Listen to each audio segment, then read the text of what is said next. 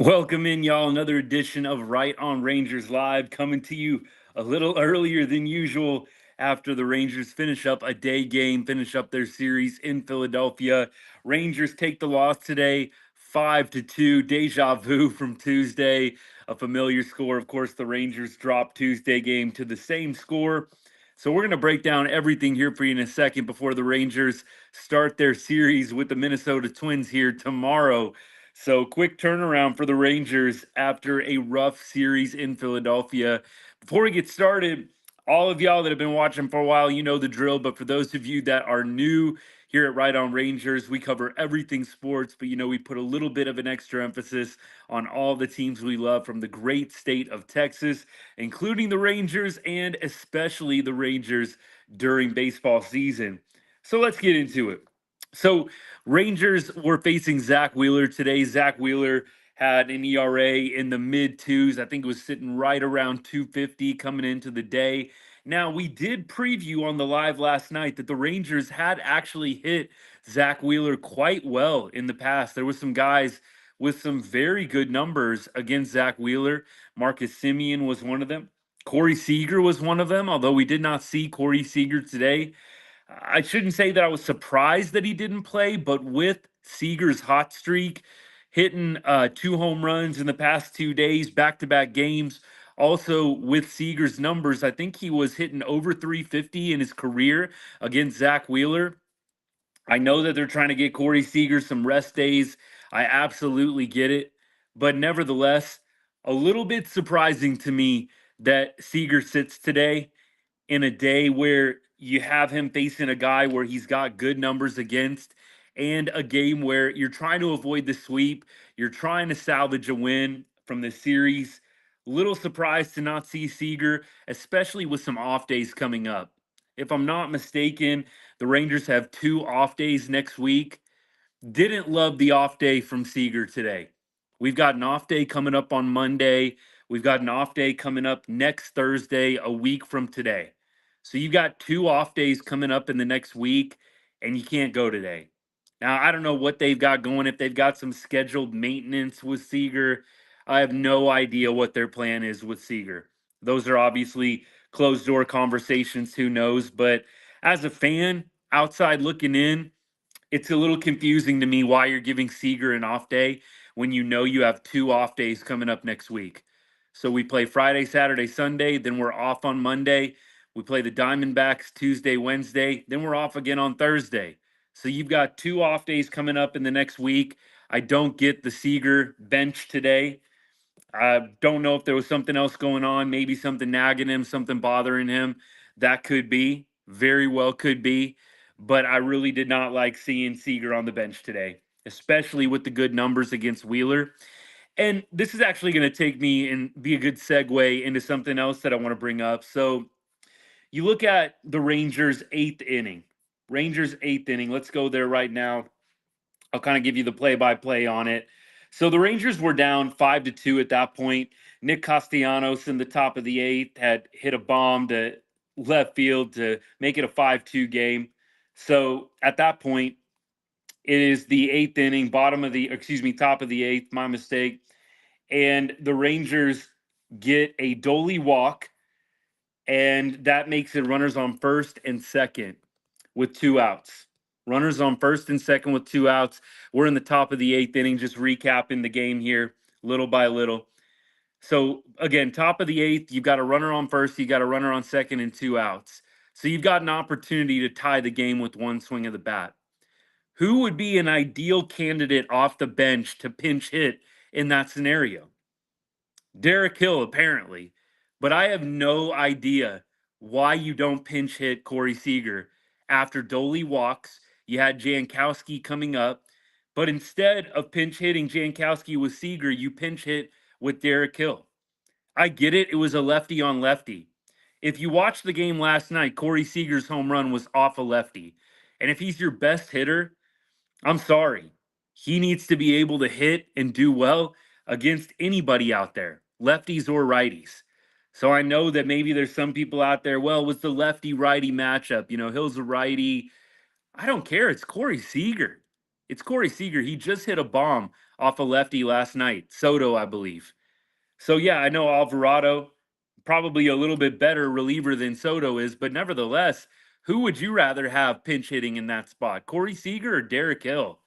I think it's a no-brainer, and Derek Hill struck out on a pretty bad pitch, and you're left even wondering more, why is not Corey Seager in this game right now to tie it? One swing of the bat, it's a 5-5 game. So I did a little bit of a deep dive on Corey Seager's numbers as a sub. He has not pinch hit since his first year with the Rangers in 2021. Corey Seager has not pinch hit with the Rangers since 2021. He pinch hit pretty frequently with the Dodgers, but he has not been a pinch hitter since Chris Woodward was the manager for the Rangers. So I don't know what it is with Seager and pinch hitting, and I don't know if we've ever got a clear answer, but it really seems like there's one of two possibilities. Either Corey Seager doesn't like pinch hitting, and he's made it clear that he's not comfortable, not in a good mindset, not in a good headspace, doesn't like pinch hitting, or this is like a front office Bruce Bochy thing. They're just never going to pinch hit Corey Seager because there was no more obvious place to pinch hit Corey Seager than in the top of the eighth inning, right after Doley walks to put runners on first and second. I really don't know what what other opportunity, what other space you would want him pitch hitting in than that. So to me, that's an obvious tell. Either they've got some kind of agreement worked out where Corey Seager just never pinch hits, or Seager himself has said in so many words that it's not his thing.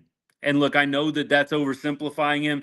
I know that's putting words in his mouth, but I can't think of any other good reason why you're not having Corey Seager up to bat in the top of the eighth with a chance to tie the game.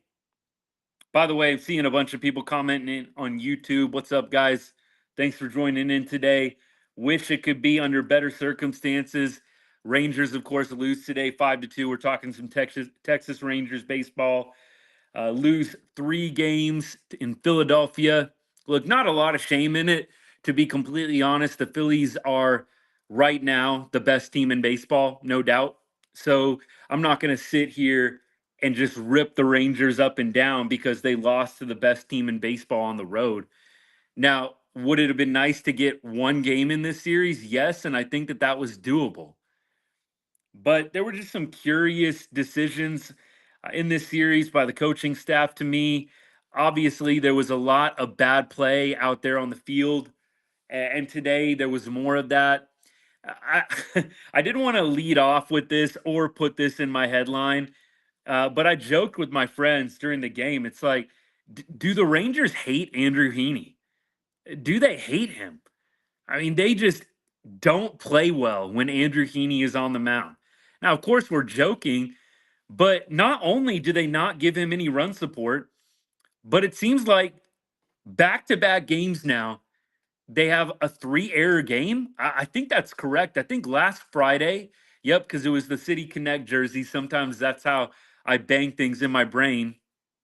So Andrew Heaney pitched Friday night, and I think that was a 3-error game for the Rangers. That was where like Nate Lowe had the overthrow in the third inning that gave the Angels a run. Doley like dropped the baseball out there in the field.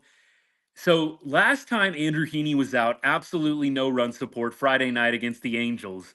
Now, today, same literal exact thing happens to him. No run support, and the Rangers are kicking the ball around out there. So in the fourth inning, you've got one out, and you've got a ground ball to Josh Smith.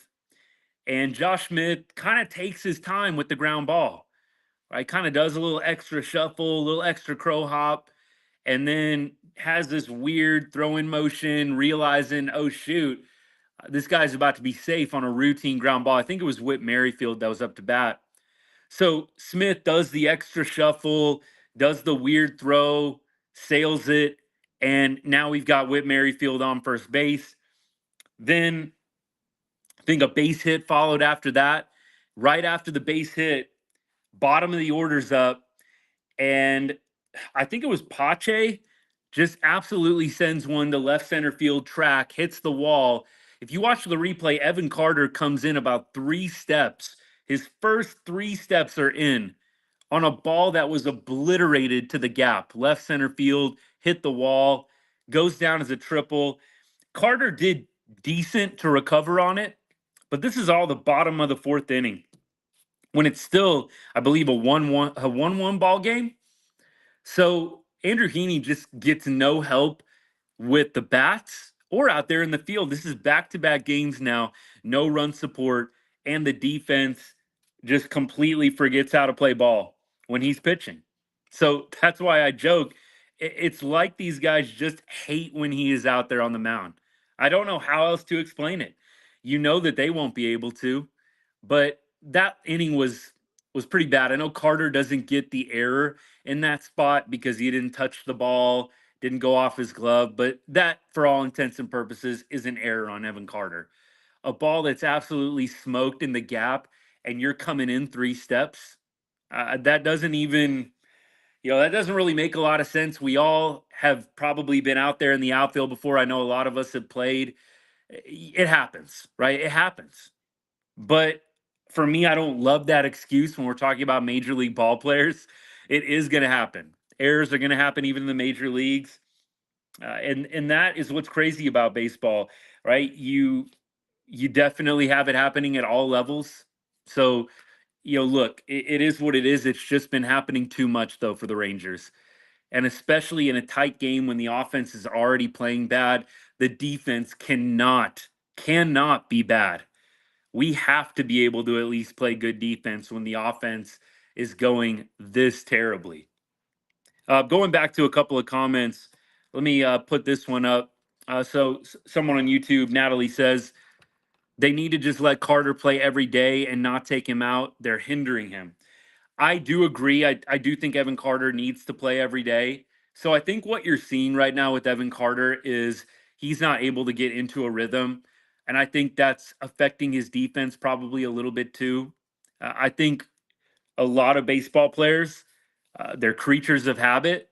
And when you are platooning a guy like Evan Carter, it's not shocking to me that he's not finding a groove.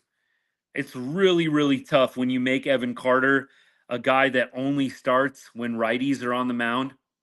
And then you expect him every whatever it is, every couple of days to go out there and just kill it. Then, no matter how well he's playing, you take him out because there's a lefty on the hill. I don't get that. I think Evan Carter, isn't he 21, 22 at the most? A guy like that just needs to play every day. So I know that the devil's advocate argument is, well, he's not playing well right now. He's not playing well. Well, I think it might be because of what I just said. He's not getting into a good rhythm. They're not allowing him to play every day.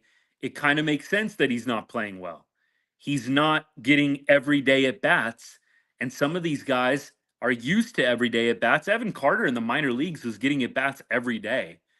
And look, even in the playoffs, I kind of forget off the top of my head. So one of y'all can help me out in the comments if you remember very clearly. Were they benching him in the World Series or in the playoffs when there was a lefty up? It didn't feel like they were. It felt like maybe they were moving him down. Didn't feel like they were benching Evan Carter against every lefty in the playoffs last year. I mean, I could look that up while we're talking, but it feels like they're a little bit too married right now to the platoon with Evan Carter. I do agree. I'd like to see Evan Carter playing every day. I really would. And maybe it changes things for him. Right now, what do you have to lose? Nobody's really playing well. You might as well give Evan Carter extended at bats and just let him play against both righties and lefties. With how the season's going right now, it couldn't hurt to do that. So your alternative is keep playing Derek Hill. And Derek Hill had a nice first game. I think a lot of Rangers fans were getting their hopes up. When he went 2 for 3 with a walk, we were all thinking, oh my goodness, maybe this dude is going to be the spark. And it just wasn't meant to be. He obviously had a rough game. What was it on Wednesday last night? And then it's tough coming up as a pinch hitter. And you're not a rookie, right? Hill isn't a rookie necessarily, but a guy fresh up from the minors coming in against one of the best relievers the Phillies have. I know it's a favorable lefty righty matchup for Hill, but nevertheless, tough spot. Would have liked to see Corey Seager there. I would love for some of the Rangers media people to ask these kinds of questions. Why why doesn't Corey Seager pinch hit? Why hasn't Corey Seager pinch hit since 2021? Is it a mental thing? Is it, something that the front office is saying that you can't do anymore? Why can't Corey Seager pinch hit? Prime opportunity, top of the eighth inning, two runners on, two outs, and you need a bomb to tie the game. How about the guy that's just hit a home run in back-to-back games? That would be too smart. I don't know. I hate doing a lot of second guessing with Bochy, and you hear me do it from time to time. Not going to run away from it. And I think that's the part of being a fan that makes it fun. We second guess the decisions. We have our own lineups. We make our own lineups in our head. A lot of people get bent out of shape. I follow a lot of different Rangers community groups and fan groups and stuff like that. A lot of people get bent out of shape when you question managerial or front office decisions. I really don't get any outrage over that. That's a part of being a fan. As a kid, I can remember wanting to write up my own lineups, right? This would be my ideal lineup for the Rangers. I would do that kind of stuff, right? And then you would think about who could we trade for in your head, and you would imagine where they would hit in the lineup. Like we all, as kids, and even now, love doing that kind of stuff, the what ifs and the hypotheticals. So for me, the people that get bent out of shape when you question managerial decisions, it's like that's a part of being a fan. That's a part of the fun of it. And it's easy to do when you're not in the moment and you don't have the pressure on you. But it's a part of the game that I love. And look, you guys know I have tons of respect for Bruce Bochy. I think Bochy is a top five manager all time. Top five manager all time. Does he make mistakes from time to time? Absolutely. Do I agree with everything that he does? No. Did he just win a World Series? Absolutely. And he knows better than I do and than a lot of us do. But that doesn't stop us from having our own ideas and having our own critiques of the games. That's what makes it fun. That's a part of being a fan. So for me, I would love to know the reason why Seager hasn't pinch hit in 3 years. Maybe one of you guys know. If you know, drop it in the comments. Let me know if you've heard something. Why doesn't Corey Seager pinch hit anymore, especially in a super obvious moment? Now let's get back to the game. We've talked about Corey Seager in that eighth inning not being available to pinch hit for whatever reason. We talked about Andrew Heaney. We talked about the errors in the fourth inning, the lack of run support for Andrew Heaney. Got to be frustrating. You kind of wonder. Last thing on Heaney here. Oh, sorry, hole in my lip. You kind of wonder, is Andrew Heaney going to get affected by this eventually? So, what I mean by that is he's done a great job of blocking out the terrible play of the people around him when he's pitching up to this point. I know that today it looks a little bit rough in the box score, and he didn't have his best stuff today. He gave up 9 hits in 3 1/3 innings pitched. Now, some of that is a direct result of the errors and the misplays, 100%. So some of that is definitely because he had to throw more pitches than what he should have, but still, not his best stuff today. 11 base runners in 3 1/3. Andrew Heaney was not sharp today. But going back to my point, does the lack of run support and do the errors are they kind of finally getting to him? And I'm not saying Andrew Heaney's mentally weak, but I think it's just inevitable when you've got this prolonged of a stretch where your team just does not help you out either from a defensive or offensive perspective, and you're actually on a pretty good stretch in your pitching, like Andrew Heaney has been. I think we can all agree he's thrown very well for the expectations that have been placed on him. Nobody's expecting Andrew Heaney to be an ace. Nobody's expecting him to go out there and be Ranger Suarez. Like nobody. We all thought Andrew Heaney, fourth or fifth starter, probably a bullpen guy eventually. If we can get 5 innings, 3 or 4 earned runs out of him every time out, we'll take it as long as he's not getting shelled out there. So, look, Andrew Heaney has performed above expectations.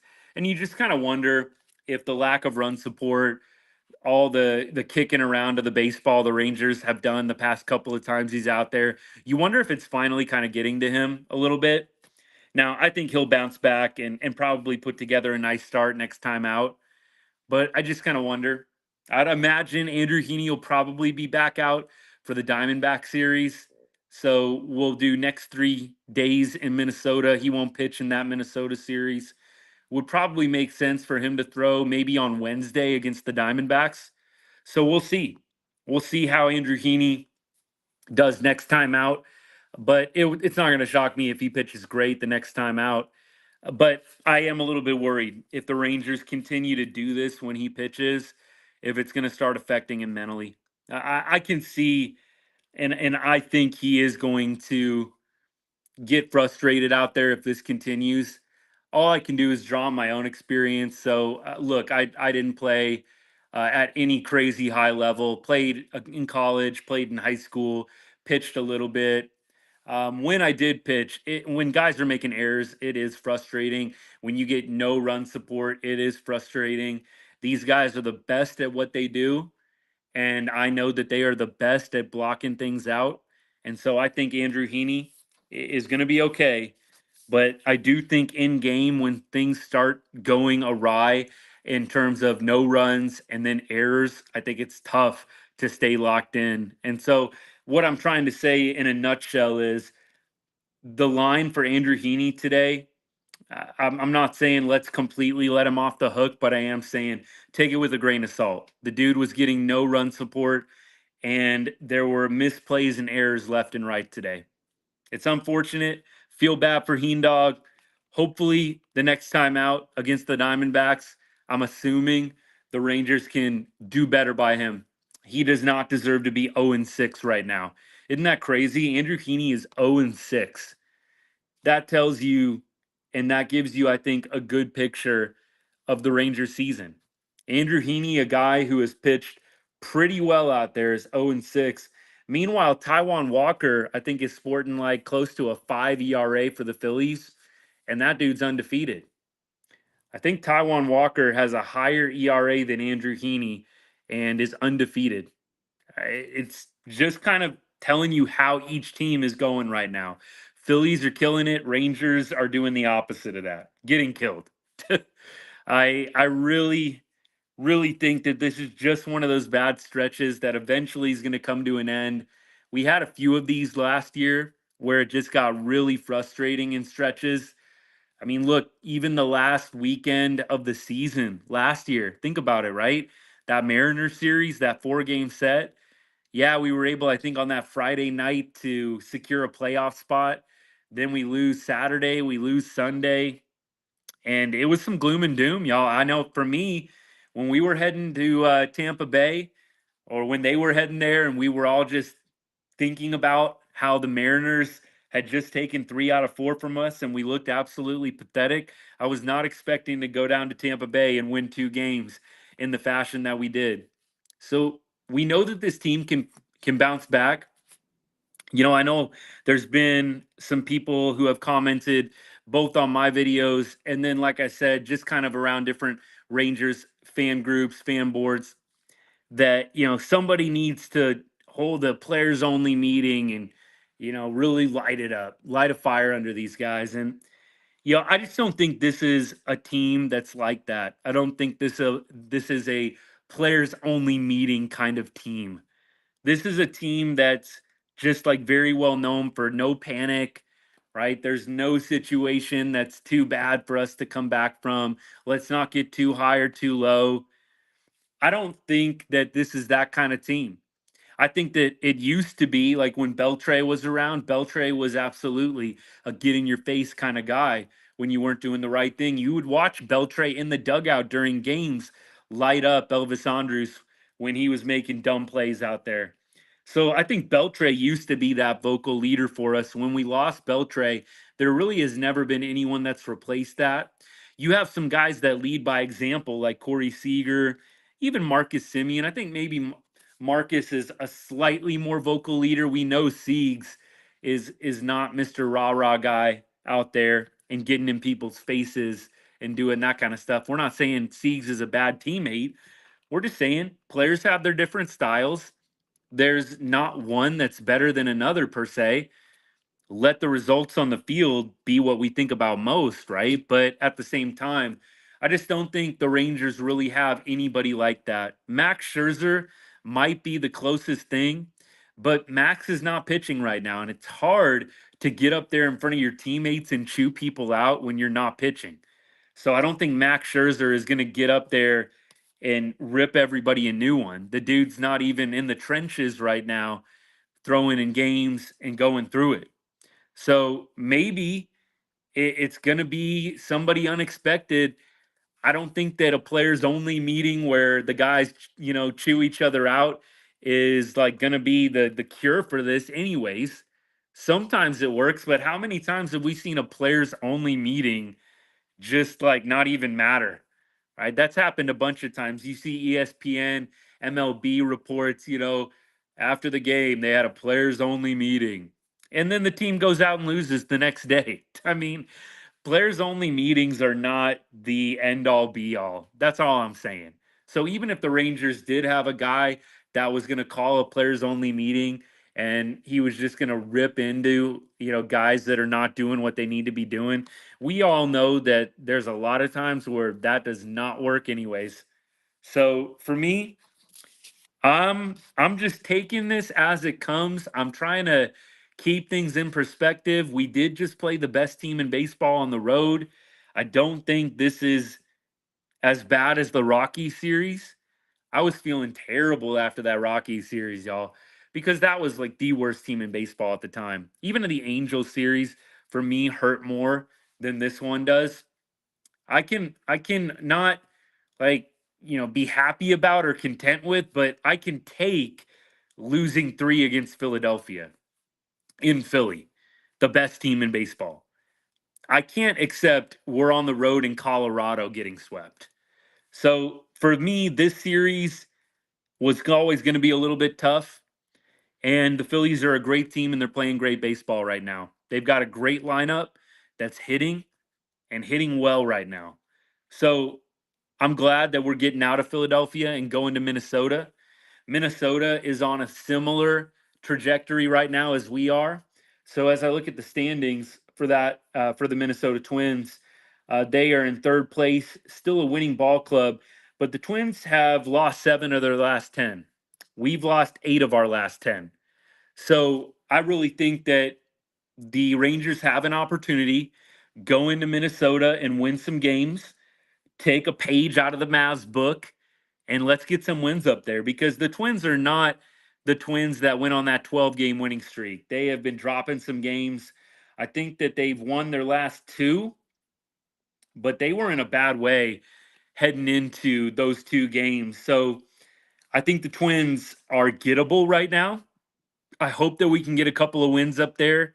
I don't think it's unreasonable to take 2 out of 3 from the Twins, even on the road. I think getting swept by the Twins would be very, very concerning because that would mean that we would be 6 games under 500. I think I kind of told y'all last night, and I know last night it was a late broadcast. If the Rangers get 10 games under 500, I think that is when we legitimately start hitting the panic button. If they drop to 10 games under at any point, I just think the teams in our division are too good. Seattle, Houston. I think we drop 10 games under 500. It's going to be tough to come back from unless Seattle and Houston are just like tanking right alongside of us. And again, not tanking in the sense of like purposely dropping games, but tanking in the sense of playing really, really bad baseball. And as we look at the Astros and the Mariners, Mariners have fortunately lost their last 2 games, and the Astros lost their last game. They are going to play in Oakland this weekend. And then we've got the Angels who have, I think, won. I think the Angels won that series in Houston, didn't they? think the Angels took 2 out of 3 in Houston. So let's do our ALS roundup right now, and then we'll circle back to the game. We'll preview Friday's game in Minnesota, and then we will call it a day. Start getting ready for that Oilers Stars game later tonight. That's going to be a fun one. I'm ready for that. Glad the Mavs won last night. Big game one win. So as we look around the rest of the league right now, the Rockies and A's are tied 4-4 in the bottom of the ninth. A's are batting right now. And the Mariners did lose to the Yankees today, 5-0. So we already talked about the Mariners having lost their last two. So the Mariners maintain their 3-game lead over us, but fortunately, it's not a 5-game lead right now. It could be a 5-game lead. If the Mariners would have won their last 2 games, we'd be 5 games out of first place right now. And then it doesn't look like anybody else played today. Everybody else was idle. So when I say everybody else, we're talking about the Angels and the Astros. They were both idle today, did not play. So that is the ALS roundup. And again, in the standings, 3 games back, Rangers are of the Mariners. Astros are 4.5 games out, so a game and a half behind us. That's crazy. Think about where the Astros were at 2 weeks ago. They were like 6, 7 games behind us. Now they're a game and a half behind.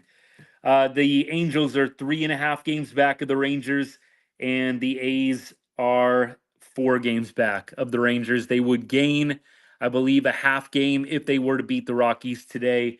So they would pull even in the last place position with the Angels. So that's the AOS roundup. The Astros are going to probably hit their stride here. I'm not going to count on them continuing to play bad baseball. I'll be happy if I end up being wrong, but I can imagine the Astros down the stretch are going to be competing for a playoff spot along with us. So the Rangers, if they do end up dropping 10 games below 500, that's kind of my, I don't want to say point of no return, like the season is a loss, but that's when you're going to hear me start getting really, really concerned about this Rangers ball club. 10 games under 500. We're 3 games under 500 right now. We lost 4 in a row, and we are heading to Minnesota tomorrow. Let's kind of start previewing that matchup, by the way. So tomorrow, Mike Lorenzen on the hill, and the Twins are throwing Chris Paddock. Paddock, of course, was kind of a phenom coming up with the Padres. He's kind of bounced around a little bit. Looks like he has a 4.47 ERA on the season. He is 4-2. He was getting a lot of those wins during that Twins win streak when the Twins were just absolutely on fire. So his last 3 games, he pitched really well in Cleveland, 8 innings, 2 earned runs. He pitched in New York, or it looks like against New York, 5 innings, 12 hits, 5 earned runs. And then against Seattle, went 5 1/3, 8 hits, 1 earned run, 10 Ks. So look, kind of a mixed bag for Chris Paddock, honestly. I don't really know what to completely expect out of him. And as we look at the preview, just kind of seeing like what some of the career numbers are, right? What some of the career numbers are for the Rangers against Chris Paddock. Looks like we've got a few guys with some ABs. So Grossman is 2 for 8 in his career. We've got Jonah Heim, who is 2 for 4. Derek Hill is 1 for 2. I guess he got an at bat there. And then we've got Nate Lowe 0 for 2. And Seager is, I believe, 4 for 10 with a bomb. So I'm sure we'll see Siegs back in the lineup tomorrow. And hopefully he will continue to give this Rangers offense a boost. He's been one of the only guys hitting. That's why I was kind of bummed to see him out of the lineup today, especially with the Rangers having an off day Monday and an off day on Thursday. 2 off days in the next 7 days. Don't understand Corey Seager not playing today, considering the off days coming up. Maybe he was ailing. Maybe he had something going on. Who knows? Maybe just fatigue, tired, whatever. But didn't love Seager not playing today. Even more so, kind of salt in the wound that he doesn't come up to pinch hit in the top of the 8th with an opportunity to tie the game with 2 runners on and the Rangers down 3. Now, as we look at the rest of the box score from today, kind of putting a bow on today's game, bright spots, you had Doley hitting the home run, drawing a walk. That was nice to see from him. I think beyond that, you had Jankowski going 1 for 3. Nate Lowe was 1 for 3 with the walk today. Duran had an RBI base hit, and Kisner 0 for Kisner's hitting 116. I'm a little bit curious what they're going to be doing with Kisner. I know they've got some catching options. I know Kisner is pretty solid defensively, but Kisner's hitting 116 right now.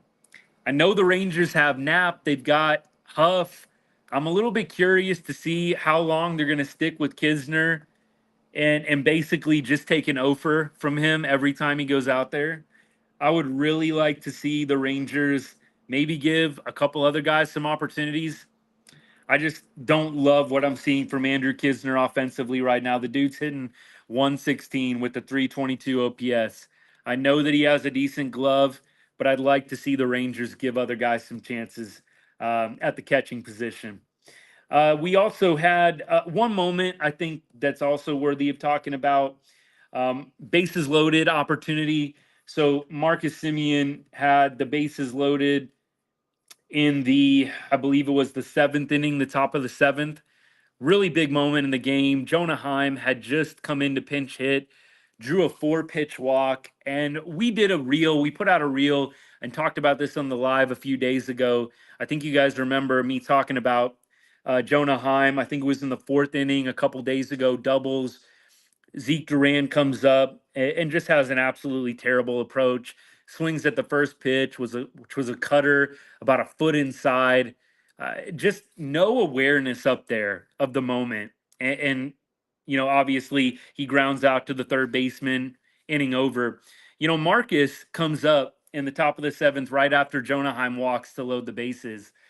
And you're swinging at a pitch that's not a strike, right? That's a tough pitch to hit right after you watch the guy before you take a 4-pitch walk. Stuff like that bugs me. It happens. Marcus, obviously one of our better hitters. I love Simmy, but that was just not a good at bat from him at all in the top of the 7th inning when the Rangers had the bases loaded. I think kind of the unwritten rule there is either you take until the pitcher shows that he's going to start throwing you strikes, or if you're swinging first pitch, you better make some solid contact. I know it's easy to say, like, you better get a hit, but at least if you're swinging first pitch after a 4-pitch walk, you better at least make some solid contact. Instead, Simmy kind of has the weak pop up to end the inning. Just frustrating for a guy that was kind of on the ropes. Wheeler, bases loaded. Wheeler is a great pitcher, but you kind of had Wheeler on the ropes and you let him off the hook by swinging at a terrible first pitch right after you watch the guy before you take a 4-pitch walk. That was a big, big moment in this game, a big opportunity for the Rangers to, I believe at that point, Simmy hits a ball in the gap. The Rangers are probably scoring 3 and leading the game 5-4. So when Simmy pops up there and the threat ends, I think that was kind of the moment. The Rangers missed their opportunity. I'd love to see the bases loaded stats. Let me see if I can pull them up real quick. How are the Rangers hitting with the bases loaded this year? 2024 team batting splits. Let's see what these numbers are, y'all. See if I can figure this out. How are the Rangers batting with the bases loaded this year? That's what I'm going to try and figure out. I don't know if I'm going to be able to pull it up. Unfortunately, going to have to do a much deeper dive into this, but I think the last time I got the update, it was like low twos. It has to be right around 200, maybe even below 200 at this point, how the Rangers are hitting with the bases loaded. The Rangers just that clutch hitting, right? We're talking about not just runners in scoring position, what's the average? We're talking about clutch hitting. Getting a big hit in a big moment when you really, really need it. The Rangers have not been good in that department this year. Not good at all. I really would like to see, at least for a first step, I'd like to see the defense get back to being the elite defense that won us a World Series last year. You can not take, but you can deal with the offense struggling. When the offense and the defense are just not in a good way, it is really tough to enjoy these baseball games because you're giving the game away when you're booting the ball around. Some of these plays the Rangers should have made today, and they contributed to the loss. And when you're giving a really, really good team like the Phillies free bases through errors and walks, you're really going to be made to pay. So the Rangers need to shore up this defense. That can't be a variable. That can't be a variable. And we talked about this last night. They have not changed up their lineup that much from last year. These are a lot of the same guys. So for me, I've got to see better defense. I hope that the Bats decide to come to Minnesota.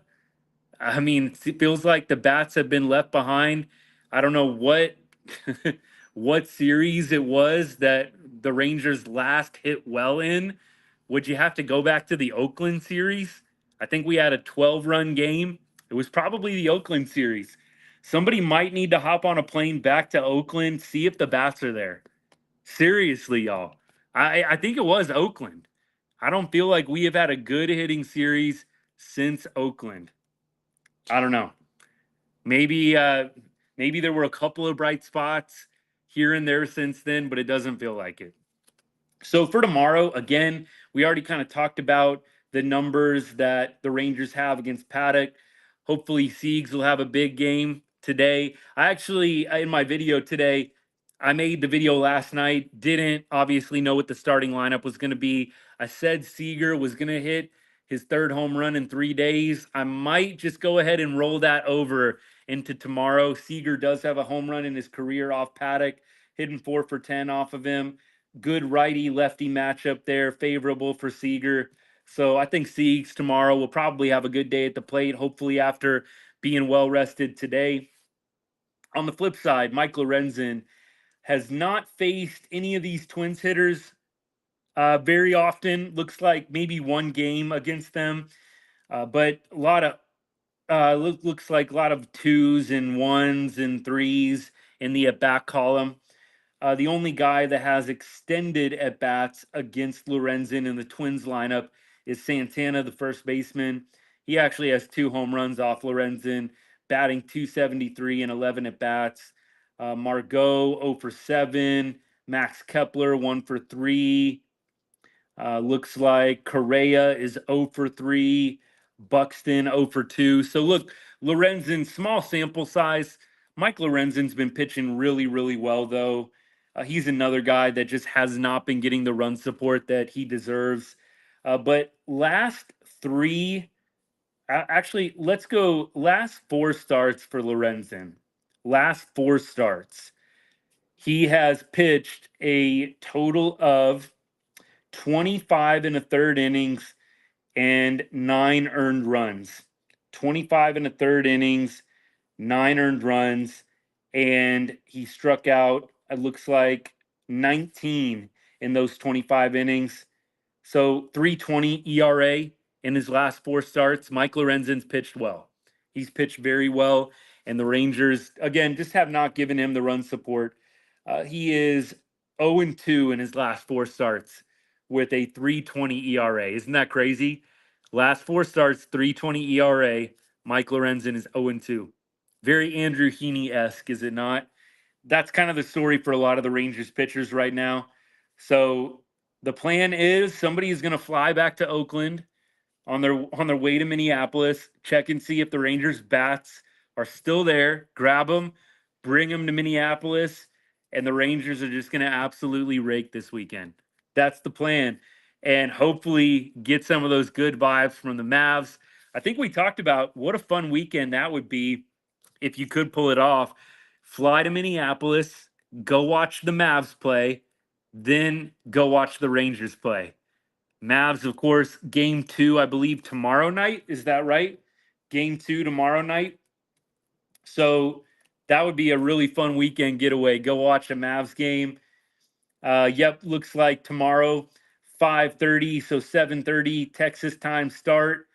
And then, hey, go check out the game on Sunday, the game on Saturday, Twins and Rangers. Great weekend. That would be like my perfect weekend. All right, y'all, let me check comments here. Let me see what we got going on before we start wrapping things up. Yeah, I can assume we're talking about leaders. Scherzer, I think, would be the ideal vocal leader. The only thing I said about Scherzer, which I'm not sure if you caught, was, I think with him not playing right now, not really being in the trenches, you wonder if he's still gonna get up and start ripping guys. It's kind of hard to do that when you're not playing. If he was playing, I absolutely think it would be Max Scherzer as kind of our vocal leader.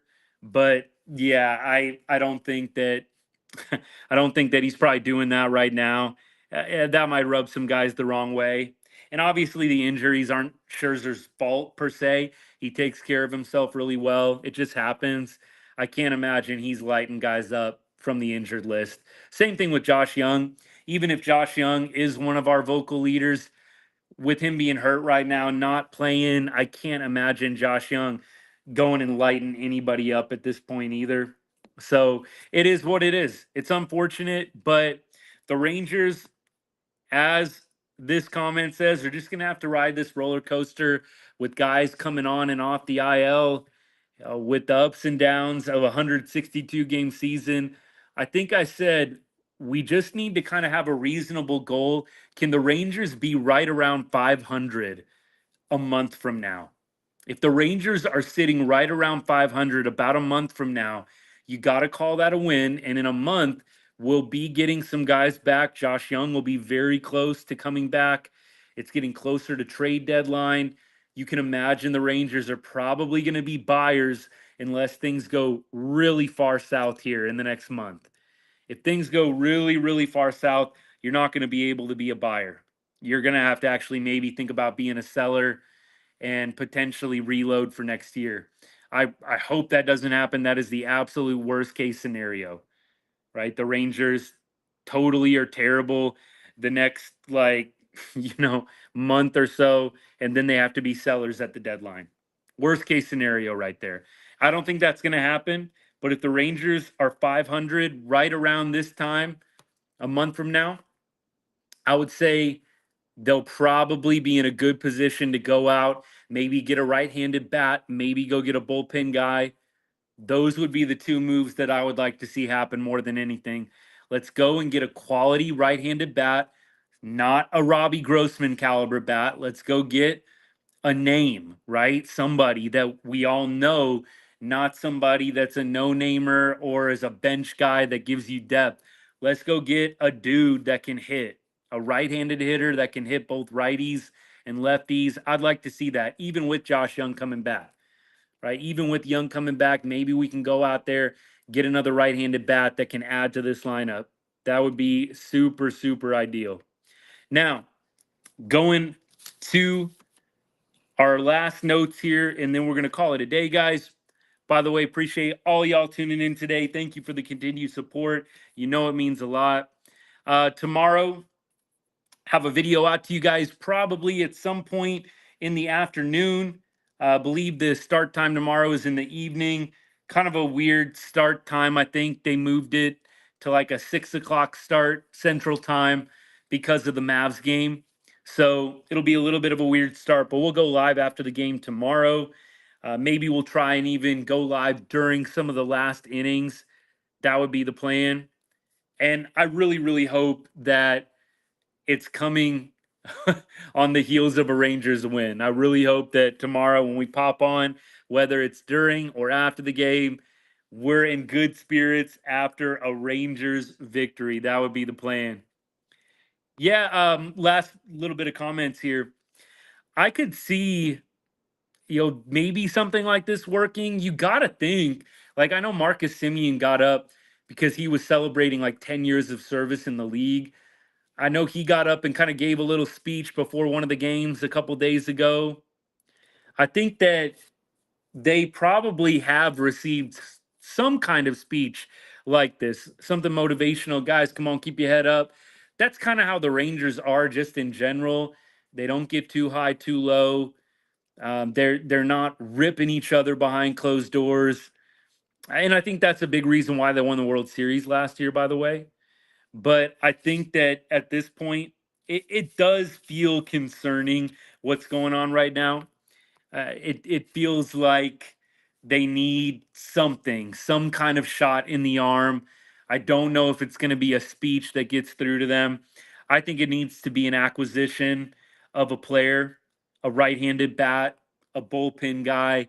I think they need to be on the hunt. I think they need that kind of shot in the arm. I don't know how much talking is going to do to really help this team get better. Just my thought on that. You can talk it to death, but you got to produce on the field. Right now, the players aren't producing. I do think there's some questionable decisions by the coaches along the way. Again, I brought up, why aren't you pinch hitting Seager in the top of the eighth with 2 runners on and a chance to tie the game? I didn't get that move at all. So there have been some curious coaching decisions to me too, but the players just aren't playing well. So it is what it is. I think that any guy that we would get would be DH, or at least would be somebody that maybe could spell someone occasionally. So I think that at this point, I would be looking for somebody right-handed that can hit both righties and lefties. We talked about a few guys on the live the other night. So we talked about like a JD Martinez type. We talked about maybe a Pete Alonso type. I think that those 2 guys will be great. I don't know what the price is going to be on them. The Mets, obviously, they are probably not going to be in buy mode come trade deadline. Right now, the Mets are 21-28. So I could see the Mets dealing one of those guys. I just don't know what the price is going to be. But there's some other guys out there, no doubt. Uh, I get a lot of funny requests like this, but unfortunately, I got a show to do here, guys. Can't just pause and be a performing monkey for you guys. Good Lord. Okay. But what's up? Thanks for tuning in. Much appreciated. But no, I'm not here doing tricks. So we're talking Rangers baseball. Happy birthday is going to have to come from somebody else. But if it is your birthday, happy birthday. Now, with that, let's keep going. A couple other things that I wanted to talk about before we wrap up: our system, betting 1 cent on Texas Rangers money line for every follower. It is going a real bad way, a real bad direction right now. A lot of people telling me, maybe you should stop, but we're going to stick with it. I know that right now it's not going so well, but it's a long season. It's going to even out eventually, I think. So we're not giving up. We're going to stay the course, and you will continue to get videos from us before every game. We like the series. We're going to stick with it, even if the Rangers aren't helping our pocketbook. So that is the plan.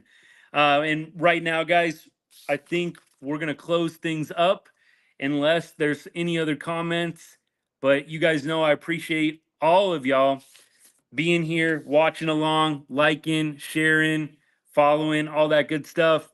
And I just want to ask kindly, if you would share this with a Rangers fan. If you know somebody who loves Texas Rangers baseball or baseball in general, share this with them. Let's continue to grow the Right on Rangers community. That's why I started this, talking baseball, talking Rangers with good people. That is what I wanted. That's what's happening right now. And I would appreciate if you would pass this along to somebody else. It would mean a lot. And if you're not following or you're not subscribed to our account, to our channel already, I would be grateful if you do so. And as we always say, guys, here at Right on Rangers, God bless, go Rangers, go Stars tonight. I hope y'all have a great rest of your Thursday and a good weekend ahead. Hope to catch you tomorrow on the next live or